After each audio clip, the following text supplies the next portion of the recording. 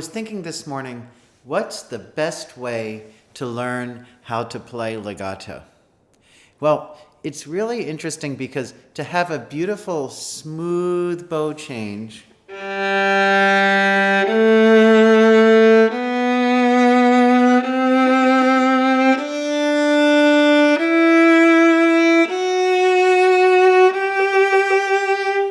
in a lot of ways, the key to doing this is to practice the opposite.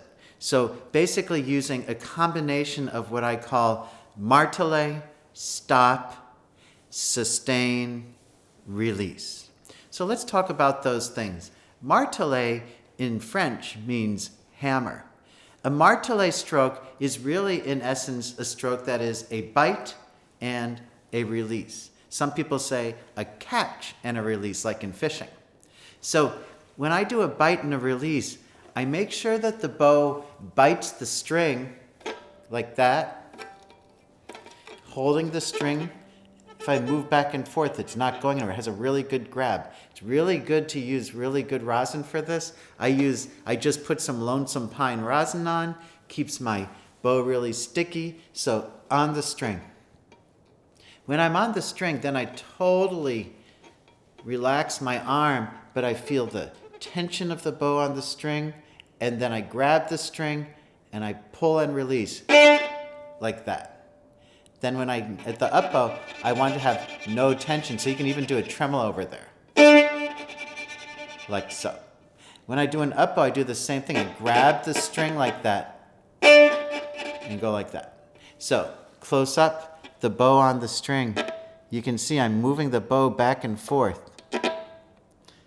But the bow's grabbing the string, release.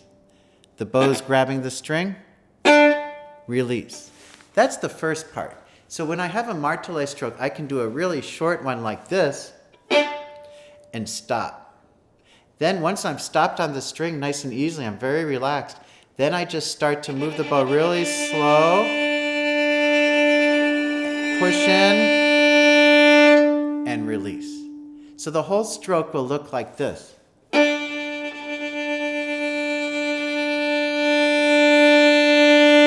Kind of fast, stop, really slow, speed up and go up like an airplane off the string. Like that. And I always let my instrument ring at the end. Speed up, ring. Now you'll notice my arm makes the bow go straight off the string. So I move my arm out here, keep my bow parallel to the bridge.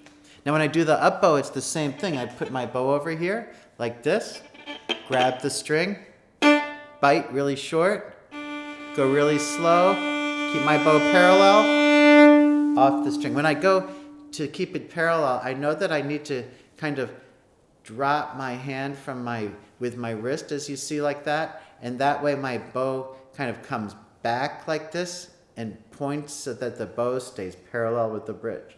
So when I'm at the frog, you can see that my wrist is a little bit higher than it is at the tip. So you can see that it looks like this.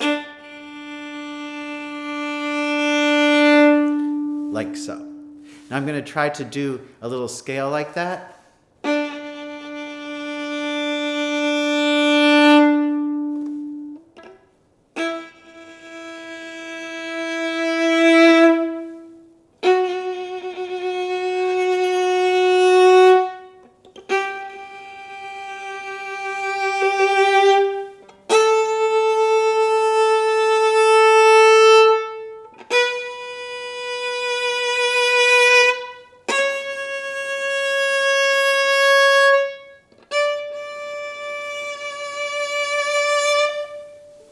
One thing about doing exercise like this that I always tell students is that You know, when you do an exercise like this, no one is going to be listening to you. So it doesn't have to be perfect. What needs to happen is that you have to get the idea of what needs to be done and what you are trying to gain from doing an exercise like this. So sometimes you can see my bow shakes a little bit, this happens, that happens, but that's okay because it's all kind of part of the game, and it will help me in the end to do things like this. Because when I do a stroke like this,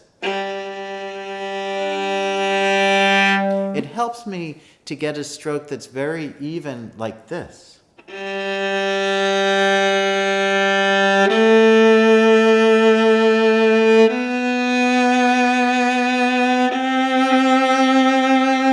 Etc. You can hear a nice ringy, even sound. That's because I've taught myself now how to kind of control my bow so it doesn't look like a lot of people do like this. A lot of people do have trouble with sustaining the bow in different degrees, and I think that it can be really fixed by doing an exercise like this. So let's just recap one more time. The bow goes on the string, we bite. Quick martelé, relax the hand, slow bow, release. Now when we want to connect the bow, we can do the same thing. Now that I get to the end, I do the same thing like that.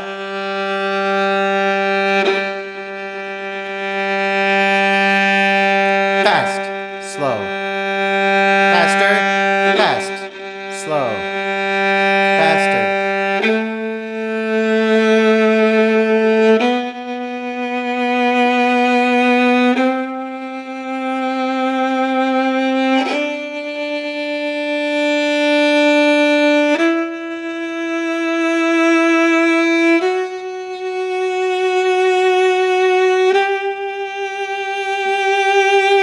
Like that. That really helps me. Let me just play you one more thing.